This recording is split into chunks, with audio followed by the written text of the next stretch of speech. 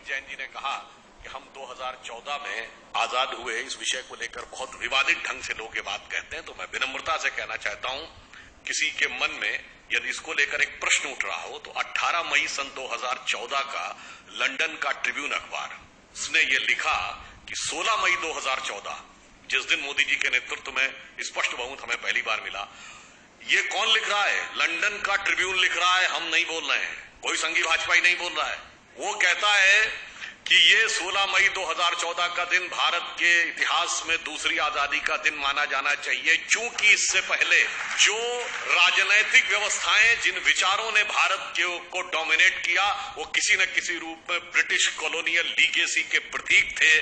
और पहली बार एक ऐसी विचारधारा को पूर्ण सत्ता मिली है जो अपने उद्गम में, प्रेरणा में पूर्णतः भारतीय है।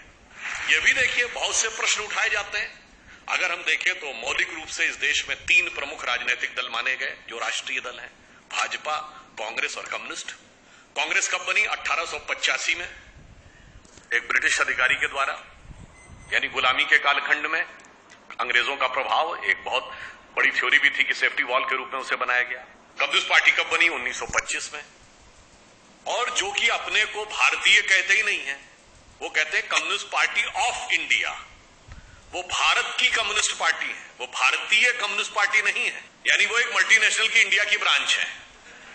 तो वो अपने को प्रेरणा में विदेशी, हम एकमात्र दल हैं जो स्वतंत्रता के बाद उत्पन्न हुए, विचार, प्रेरणा, वाणी, वेश, तत्व, दर्शन, सब कुछ हमने इस स्वदेश से लिया और बढ़ते बढ़ते आज हम उस मुकाम तक पहुंचे कि भारत के सबसे बड़े और प्रमुख राजनीतिक दल बने।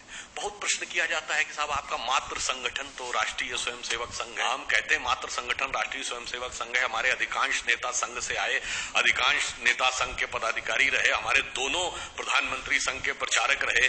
परंतु जो सवाल हमसे पूछते हैं, और संघ के संस्थापक डॉक्टर केशवराव बलिराम हेडगेवार थे, मैं प्रश्न पूछना चाहता हूं, जो हमसे पूछते हैं कि आपका मात्र संगठन कौन, तो मैं पूछना चाहता हूं आपका मात्र संगठन कौन? कांग्रेस का संस्थापक कौन? एलन ऑक्टेवियम ह्यूम, ब्रिटिश सरकार का सेक्रेटरी। तो आपका तो मात्र संगठन ब्रिटिश सरकार हो गई। और बहुत से लोगों को नहीं ध्यान होगा कि कांग्रेस के पहले 4-5 अध्यक्षों के नाम बनाए तो एलन ऑक्टेवियम ह्यूम अध्यक्ष नहीं थे, वो संस्थापक थे। परंतु अल्फ्रेड रोप, जॉर्ज ह्यूल, विलियम वैडनबर्न, ये सब जानते कौन है? ये कांग्रेस के प्रारंभिक अध्यक्षों के नाम है। और इतना ही नहीं, 1910 का वह वर्ष जिस वर्ष में वीर सावरकर को 2 जन्मों के काला पानी की सजा, 2 जन्मों के कारावास की सजा हुई, उस 1910 के वर्ष में कांग्रेस का अध्यक्ष William Wedderburn secretary government of India था। अब बताइए, आप ब्रिटिश हुक्मरान के हुक्म के नीचे पैरों के तले बैठकर स्वतंत्रता का आंदोलन लड़ रहे थे। इसलिए भाई, अपने मात्र संगठन, तुम्हारा मातृत्व, भ्रातृत्व कहां था, यह देख लिया जाए तो दूध का दूध, पानी का पानी हो जाता है। इसलिए जब हम यह बात कहते हैं कि इस देश में एक बड़ा परिवर्तन आया, तो आप देखिए, जब स्वतंत्रता का अमृत महोत्सव आया 2022, तो एक और परिवर्तन है। इस समय भारत के सभी प्रमुख पदों पर विद्यमान लोग, राष्ट्रपति, प्रधानमंत्री, लोकसभा अध्यक्ष और राज्यसभा के उपसभापति, और चाहे गृह मंत्री, रक्षा मंत्री, सभी स्वतंत्र भारत में पैदा हुए हैं। तो यह भी एक काल चक्र के एक बड़े परिवर्तन को दर्शाता है कि अब भारत एक लंबी छलांग मारने के लिए आगे तैयार है। यह प्रश्न उठता है कि हम ये अगले 25 वर्ष में प्राप्त कैसे करेंगे?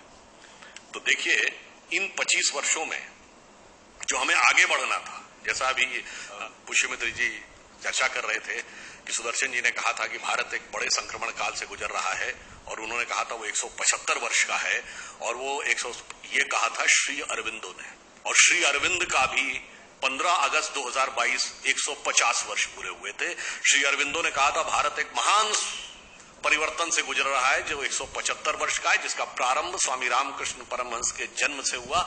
उनका जन्म 1836 में हुआ था, 175 साल 2011 में पूरे होते हैं। उन्होंने कहा था उसके बाद भारत का स्वर्णिम भविष्य दिखने लगेगा। अब कोई संदेह है कि 2011 के बाद क्या दिखना शुरू हुआ था? तो जो 21वीं सदी भारत की होगी इसमें कोई संदेह नहीं है। भारत में किस विचार की होगी यह संकेत भी 2011 के बाद यानी 2012 ऑनवर्ड्स मिलना शुरू हो गया। तो जो महापुरुषों के वचन हैं वो व्यर्थ नहीं जाते हैं, हमें यह समझना चाहिए।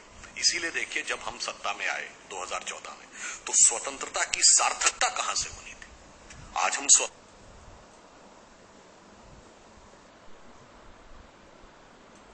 मोहित जैन जी ने कहा